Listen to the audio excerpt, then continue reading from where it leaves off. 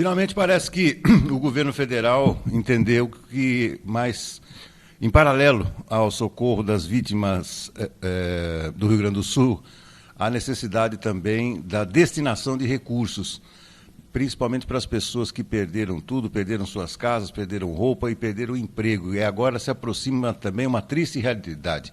Segundo as federações da indústria do Rio Grande do Sul, mais de 90% das indústrias estão alagadas, ou seja, ninguém sabe o que vai encontrar no retorno das atividades industriais. A gente sabe, maquinário, questões relativas a escritório, papelada, insumos.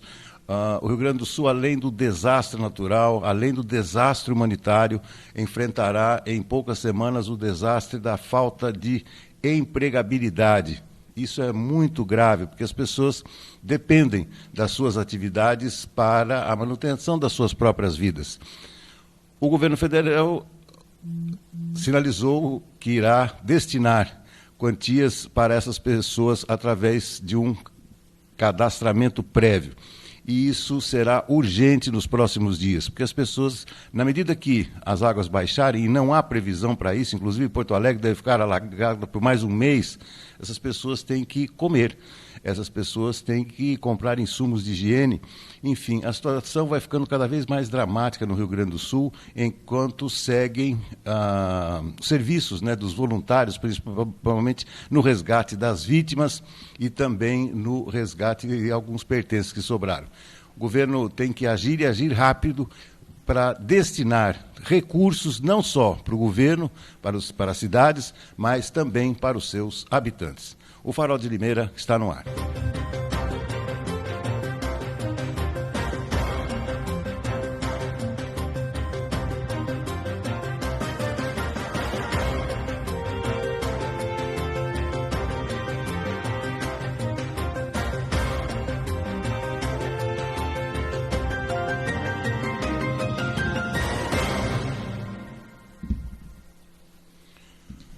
(14 de maio, terça-feira, o ano é 2024. A partir de agora, mais uma edição do nosso Farol de Limeira e faço contato rapidamente com José Antônio Encinas, que já está conosco aqui no nosso Farol. Encinas, seja muito bem-vindo. Um abraço, amigo. Outro abraço para você, Beto, e para todo mundo que acompanha o nosso Farol de Limeira. O Zé, estava acompanhando o noticiário ontem, né, do Rio Grande do Sul, e esse alerta foi feito por uma moradora de um bairro que chama Farroupilha, na cidade de Porto Alegre, e ela denunciou assim, mas com uma tranquilidade, com uma segurança e com uma categoria, uma pessoa bem simples, sabe? Dizendo que é separada do marido, tem um filho de 20 e poucos anos e tal, que realmente foram surpreendidos com a velocidade das inundações. E aí ela está na casa de uma irmã, se não me engano, e ela falou que trabalhava num pequeno armazém, num pequeno comércio. E a mulher também perdeu esse comércio, não sabe se terá recursos, né, para reiniciar as suas atividades, mas o que me chamou a atenção, além da dramaticidade desse depoimento, o que chamou a atenção foi que ela foi categórica em dizer que as bombas para que tirem as águas lá excedentes do Guaíba simplesmente não recebem manutenção há anos. Há anos. E a gente sabe, o morador, ele sabe do que acontece, né, Zé? Porque é aquela conversa, aquele negócio todo. Então, mas ela falou umas 2, 3 vezes assim, me deixou assustado, porque os moradores mesmo, muitos deles sabiam dessa desatenção do governo do estado do Rio Grande do Sul. É verdade, Beto. Eu até havia dito para você ontem, né, que eu acompanhei uma reportagem, né, no programa Fantástico no último domingo. E é justamente isso, Beto. Como aquela enchente, né, que ficou famosa lá em 1941, tinha passado tanto tempo, né, Beto? Eles fizeram as obras logo na década seguinte, 50, 60. Aquilo foi ficando, Beto, e eles não imaginavam que pudesse voltar a acontecer de novo uma enchente pior do que aquela, inclusive, né, Beto? E por isso, nenhum prefeito, nenhum governador do estado estava preocupado com isso. Então, a manutenção, Beto, não era feita. Toda aquela obra, aqueles diques que haviam ali com esse objetivo de evitar a inundação da cidade, não funcionaram. Lógico, estavam abandonados, estavam enferrujados, os motores assim que a água começou a atingi-los, eles já deixaram de funcionar. Outros precisaram ser desligados para não causar aí choques, né, Beto, nas pessoas que estivessem ali naquele alagamento. Então, foi uma cadeia de erros, Beto, não foi uma coisa só, né? Foram muitos erros subsequentes, né? Um em cima do outro e acabou ocasionando tudo isso. Mas a falta de investimento nesse setor aí para prevenir a enchente, Beto, é sim um ponto muito importante que merece destaque, sim, e os governantes têm muita culpa em relação a isso. Perfeito. Bom, falarei mais sobre a enchente com o Bontorin daqui a pouquinho. Mas aconteceu um caso curioso aqui em Limeira, com essa questão de roubo de fiação elétrica e tal. Bom, primeiro conte-nos o que aconteceu, depois eu gostaria de ouvir o seu comentário. Tá, Beto, é o seguinte, né? Eu já vou adiantar o meu comentário dizendo que esse tipo de furto, de cabos, cabos de energia elétrica, Beto, que tem o cobre ali dentro, né? Ele tem sido cada vez mais frequente. E não é de agora que a gente fala disso, né, Beto? Vira e mexe, se você acompanhar o noticiário aí da prefeitura, né, nas redes sociais, quase toda semana tem uma escola, um posto de saúde ou algum outro prédio público, Beto, que tem a sua fiação furtada, principalmente aos finais de semana ou no período noturno, né? A própria escola onde minha esposa trabalha já teve esse problema aí, pelo menos no ano passado, uma vez. Já tinha tido em outros anos também, né? E ontem, Beto, aconteceu o seguinte, um homem, né, ele acabou tentando furtar a fiação elétrica, Beto, de uma clínica odontológica, né, conhecida, a Uniodonto, aqui de Limeira, Beto, que fica ali na rua 13 de Maio, já quase no final dela, né, Beto, ali próximo ao Jardim Mercedes, né? Vamos lembrar que a rua 13 de Maio começa ali próximo à rua Santa Terezinha, né, Beto? E aí ela vai até o Jardim Mercedes. E ali, nessa clínica odontológica, esse bandido, né, Beto, ele tentou arrancar ali aquela fiação para depois vender aí, trocar por drogas. E a maioria das vezes é isso que acontece.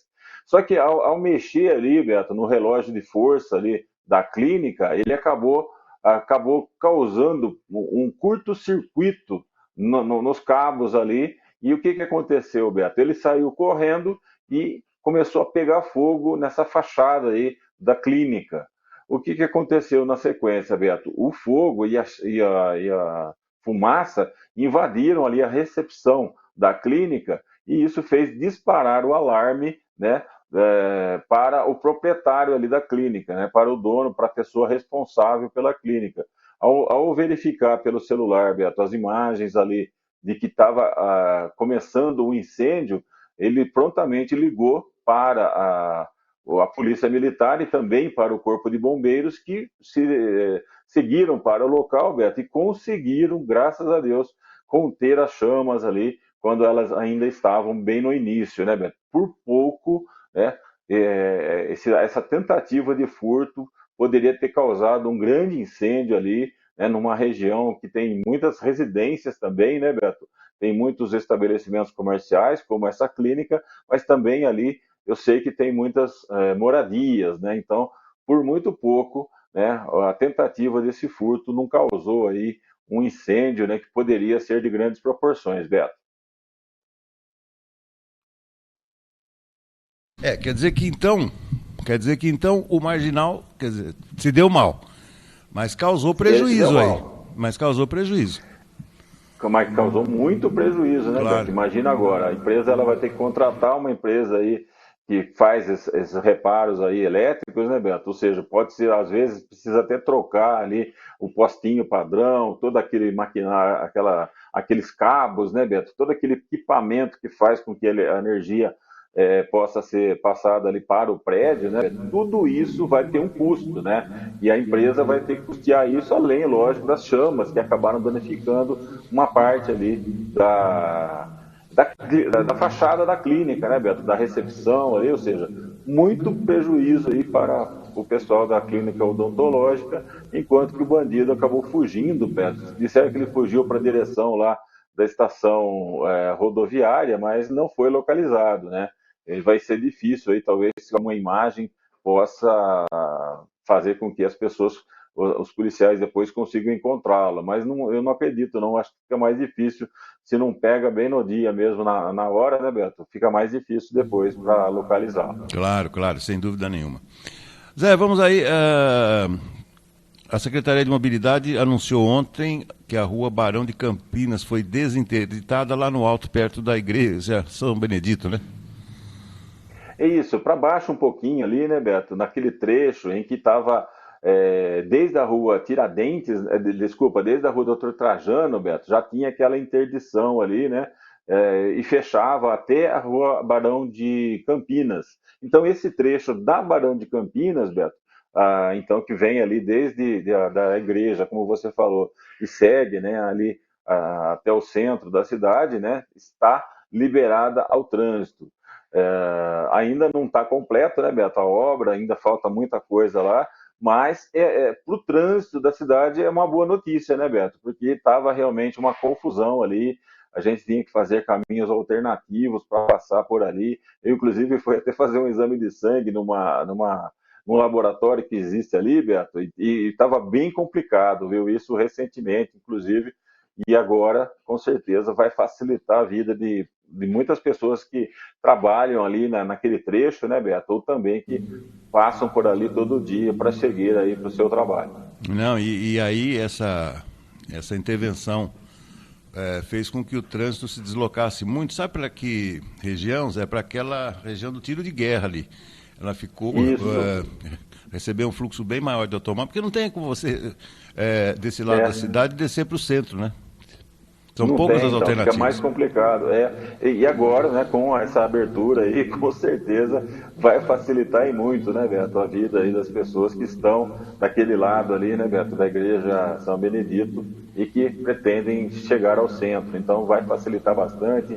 Tinha muitos comércios ali, como eu falei para você, né, Beto, clínicas, consultórios. E agora isso vai facilitar um pouquinho aí a vida, então, das pessoas que precisam, né, ou passam por ali diariamente. Tá bom. Zé, para a gente fechar, um pouco de descontração, o português chorão que vocês têm lá, não?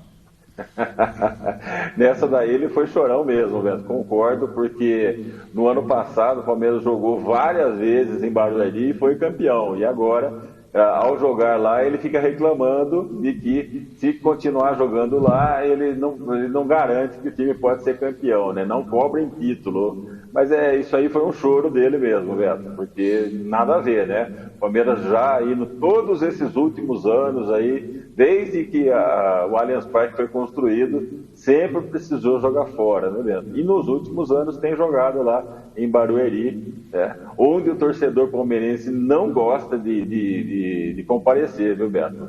Realmente, eu fiquei sabendo que o estádio, Beto, ele é já construído há muito tempo, né? Ele está meio sujo, falta papel higiênico nos banheiros, sabe aquele estádio estilo antigo? Você que frequentou muitos estádios aí, então... Eu estava lendo uma colunista ontem do UOL, né, e ela disse que realmente o palmeirense não gosta de ir lá. Além de ter alguma certa dificuldade de chegar lá no estádio, em Barueri, ele também é um estádio sujo, é um estádio que não é confortável, como né, o palmeirense está mal acostumado, porque agora tem uma arena, né, Beto, como é o Allianz Parque lá, uma arena bem moderna. Então, sair dali para ver um jogo lá em Barueri, não é todo mundo que gosta, não. Ô Zé, comparativamente, né, claro que tem palmeirense em todo lugar do Brasil, né, não é só em São Paulo.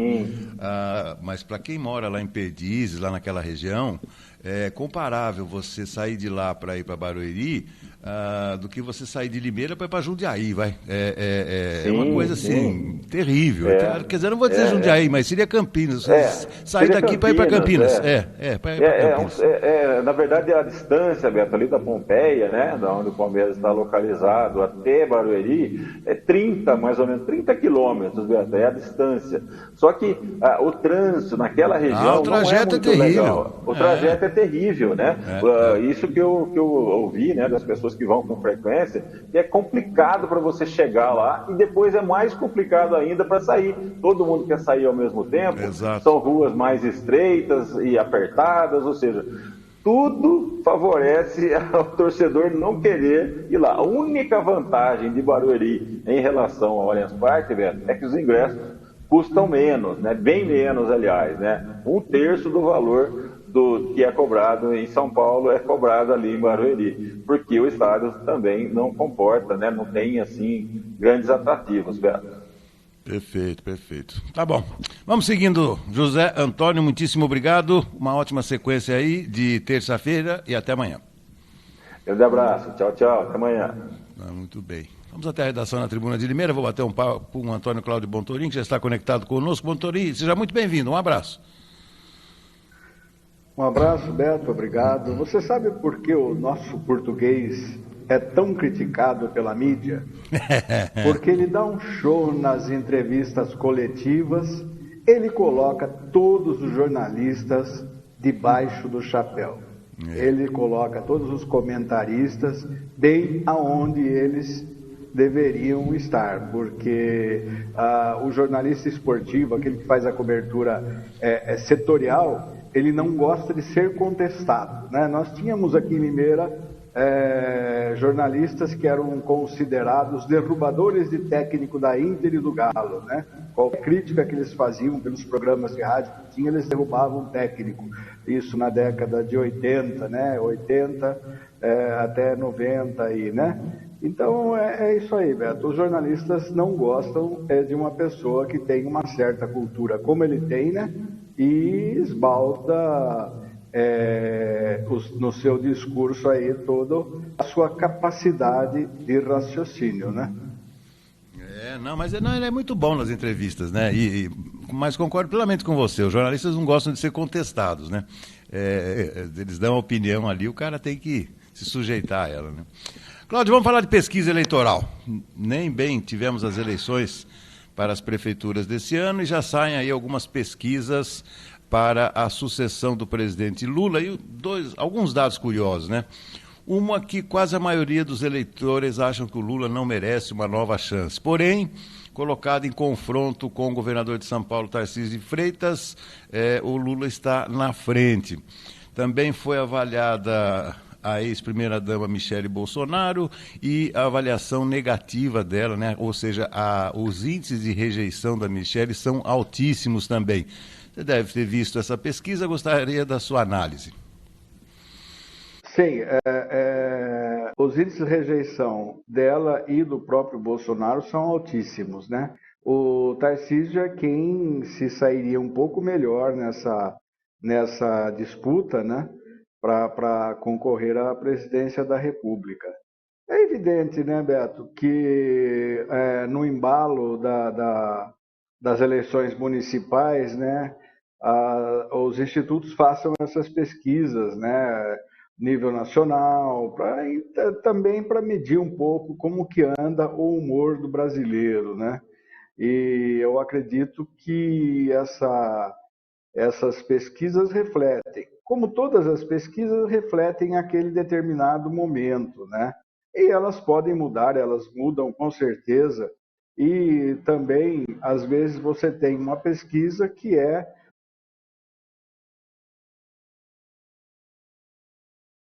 responsabilidade do governo federal, como não veria também a responsabilidade do Bolsonaro na questão de Brumadinho, né, nas outras enchentes que teve no governo dele, nos problemas, né, que tiveram, né? Você tem uma responsabilidade quando é uma situação um pouco mais problemática, como a pandemia, por exemplo. Aí sim a responsabilidade foi de Bolsonaro, porque ele negou a ciência e mandou o pessoal tomar cloroquina e azitromicina, né? E ivermectina, né? Falando que funcionava.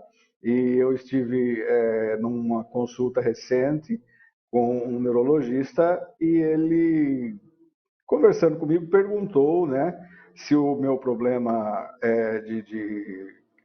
minha cardiopatia era um reflexo ou da pandemia, né?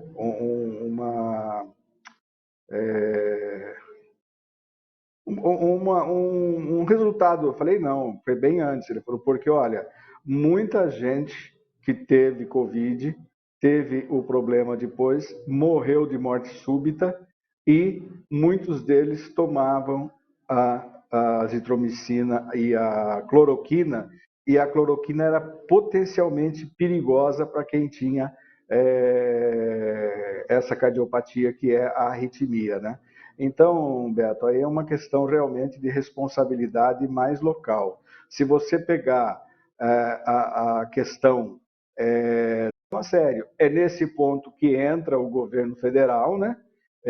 Para o apoio financeiro, né, às empresas, à população, ao governo do estado, como fez agora aí, postergando a dívida gaúcha por 3 anos sem cobrar juros, né, juros de mora. E então a situação é mais ou menos por aí, Beto. A responsabilidade, quando acontece isso, é de fato dos governos locais, né, que não trabalham com infraestrutura, né, com a prevenção, e eles sabem que uma hora ou outra vai acontecer e mesmo assim nada fazem, Beto. Então, vamos ver o que vai acontecer, né? Nós tivemos uma chuva forte recente aqui em Limeira, que você sabe, deu uma inundação ali na avenida, né? O próprio piscinão que tem lá encheu, extravasou, não deu conta da chuva forte, derrubou o muro ali no clube da cidade e provocou um estrago considerável, né? A gente vai ver agora se aqueles 2 piscinões ali do Mercadão vão dar conta do recado, né? Então, Beto, é por aí. Eu entendo, é minha opinião, que é assim que funciona. Nós temos isso acontecendo em São Paulo, que eu me recorde desde que eu me conheço por gente, que eu assisto televisão, que eu leio jornais, todo ano é a mesma coisa, né? Sempre nos mesmos lugares, inclusive, e nada é feito. E sem considerar também que a população tem uma certa contribuição nisso ao jogar lixo, né, na enxurrada, quando está chovendo muito forte, e esse lixo acaba entupindo os bueiros. Eu mesmo presenciei aí no ano de 1980, 89 e 90. 88 e 89, quando ainda a Tiradentes se transformava num rio, né? Quando chovia forte, eu presenciei uma senhora saindo da porta da casa com vários sacos de lixo jogando na enxurrada na Tiradentes. Ou seja, nós temos 100%. Para a pessoa se aposentar pela aposentadoria especial, essa pessoa não havia. O que se argumenta, foi até isso até o STF, que isso torna a aplicação dela praticamente ineficaz, inválida. Por quê? O Instituto, a criação da aposentadoria especial, ela foi feita para proteger a saúde daquele trabalhador.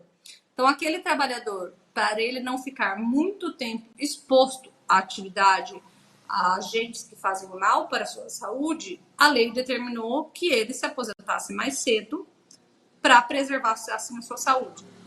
Quando vem a reforma e traz uma idade mínima, continua sendo os 25 anos de tempo trabalhado com exposição, porém com a idade mínima de 60. Quando vem essa idade, o que acontece? Se o trabalhador não tem a idade, ele continua trabalhando, porque ele não vai conseguir se aposentar sem a idade.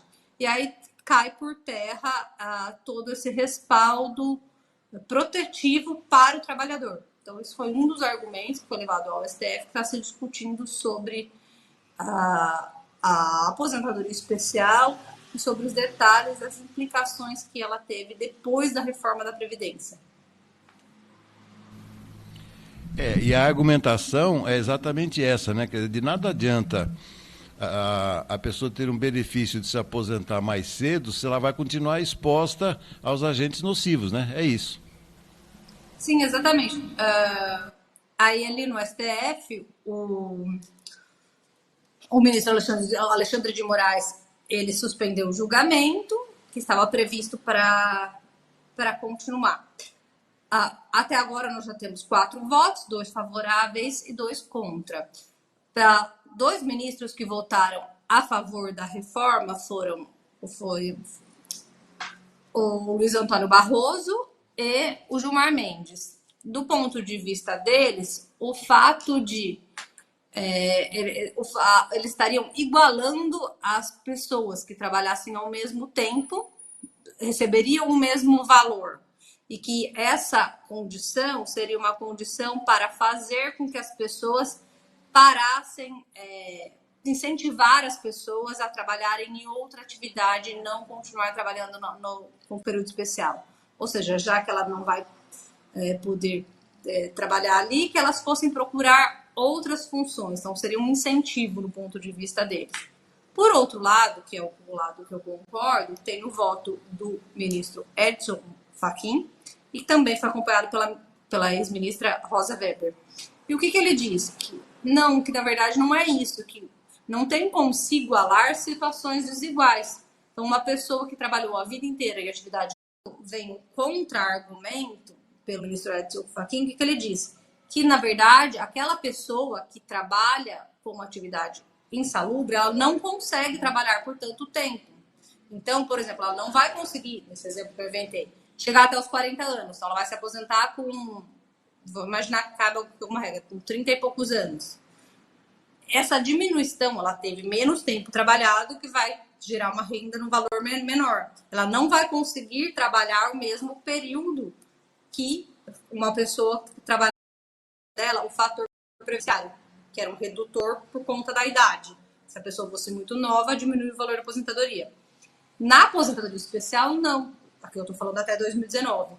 Não tinha o fator previdenciário. Então, fazia com que pessoas com 48 anos, 49 anos, enfim, desde que tivesse cumprido 25 anos de trabalho, de tempo com atividade especial, essa pessoa mesmo nova, ela se aposentava e não iria ter esse redutor. Então, era uma aposentadoria muito boa financeiramente. Depois da reforma, o cálculo alterou.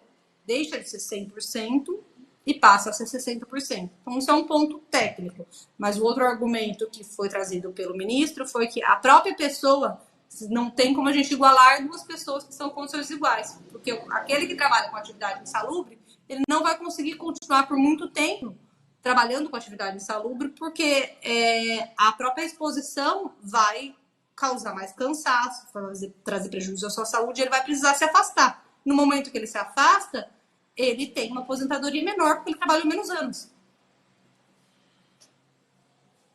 Ficou claro, exatamente, faz sentido. Lembrando, né, doutora, existe muita atividade insalubre, né, apesar da proteção que é feita sobre o trabalho hoje em dia, mas há muito trabalho onde o colaborador ou agente que trabalha fica exposto, né, por exemplo, às intempéries do tempo, né, exposição demasiada ao sol, por exemplo, né, então muita coisa também deve ser levada em consideração. Doutora, é isso aí. Mais uma vez, muitíssimo obrigado pela sua contribuição. Tenha uma ótima sequência de semana. Até a próxima, doutora. Obrigada, eu que agradeço a ótima sequência de programa. Até mais. Muito bem. Essa é a doutora Fernanda Benito, especialista em direito previdenciário. Vamos agora concluindo o nosso programa com o boletim esportivo de César Roberto. Na sequência, um rápido intervalinho e depois Ricardo Galzerano estará conosco. Amanhã eu volto às 10. Bom dia, Beto Lucato. Bom dia, meus amigos do Farol de Limeira. Beto, encerrando a 6ª rodada do Campeonato Brasileiro, o São Paulo venceu o Fluminense ontem à noite no Rio de Janeiro por 2-1. O tricolor carioca saiu na frente 1-0, o São Paulo empatou ainda na primeira etapa e no finalzinho da partida o Arboleda fez o segundo gol para o tricolor paulista. Portanto, São Paulo 2, Fluminense 1. Com esta vitória, o São Paulo passou para a 5ª colocação na tabela com 10 pontos ganhos, enquanto que o Fluminense continua na zona do rebaixamento com 5 pontos ganhos. E um detalhe, hein, Beto? No final do primeiro tempo ontem, deu uma crise de ciricutico no técnico Fernando Diniz do Fluminense, xingou o Luciano de burro, invadiu o campo, reclamou da arbitragem e acabou sendo expulso. Totalmente descontrolado ontem o técnico do Tricolor do Rio de Janeiro. Pela Série B do Brasileiro, Beto, logo mais à noite, 4 partidas.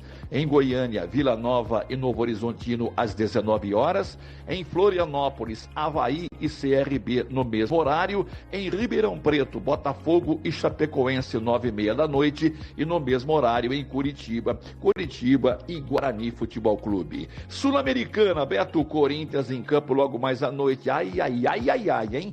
9h30 da noite, Arena Neoquímica, Corinthians e Argentino Júniors. E por este mesmo grupo F, um pouco mais cedo, Racing do Uruguai contra o Nacional do Paraguai. Lembrando que neste grupo, o Racing do Uruguai lidera com 8 pontos, o Corinthians é o segundo colocado com 7, o Argentino Júnior é o terceiro com 6 e o Nacional do Paraguai é o último colocado com 1 ponto ganho. Vai apitar este jogo, Corinthians e Argentino Júnior, o árbitro chileno Felipe Gonzalez. Libertadores da América também, Beto, brasileiro em campo logo mais à noite.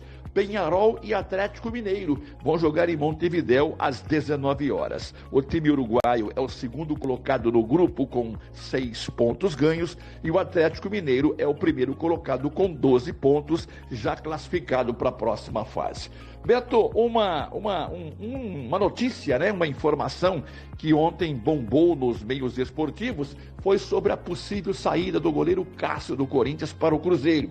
O Cássio, que vem ocupando a reserva do Carlos Miguel, recebeu essa boa proposta do Cruzeiro e diz que tem intenção em deixar o time do Parque São Jorge e jogar no time estrelado de Belo Horizonte. O Cássio, que tem contrato, né, por encerrar agora no final do ano com o Corinthians, mas pretende deixar o Alvinegro de Parque São Jorge. Uma outra informação também ontem, Beto, é de que a CBF vai se reunir no próximo dia 27 para tratar da paralisação ou não do Campeonato Brasileiro em razão, né, das enchentes que vêm ocorrendo lá no Rio Grande do Sul. Para encerrar, a Internacional de Limeira, que venceu no último sábado o Água Santa por 1-0 na terceira rodada da Série D do Brasileiro, e voltou aos treinos agora pela manhã. O técnico Felipe Assunção já orienta o time leonino visando o jogo do próximo sábado, às 18 horas, no Martins Pereira contra o São José, lá em São José dos Campos. É isso aí, Beto. São as informações do esporte, sempre em nome de Vitória Contabilidade. Contabilidade em geral, escritas fiscais e imposto de renda, procure por Vitória Contabilidade. Rua Argentina 437, no Jardim Santana, telefone 3453-2681. Imposto de renda, eu indico Vitória Contabilidade. Um grande abraço, Beto. Uma boa terça para todo mundo, sorte para o Corinthians logo mais à noite e até amanhã, se Deus quiser.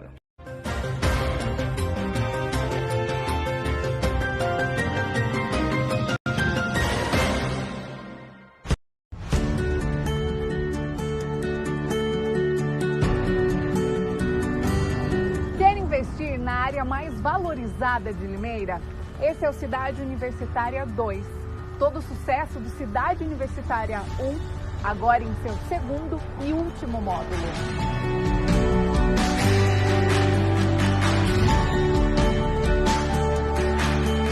São lojas comerciais e residenciais a partir de 250 metros quadrados, com infraestrutura completa e ao lado da Unicamp. Esta é a hora perfeita para investir. As obras já estão em fase final. E para ficar ainda melhor, este é um loteamento com a qualidade Grupo Ingep. Investimento garantido, sem preocupação e com pagamento facilitado, em até 180 vezes, sem burocracia. Visite o nosso plantão de vendas que fica próximo à rotatória da Limeira Corteirópolis e garanta o melhor negócio.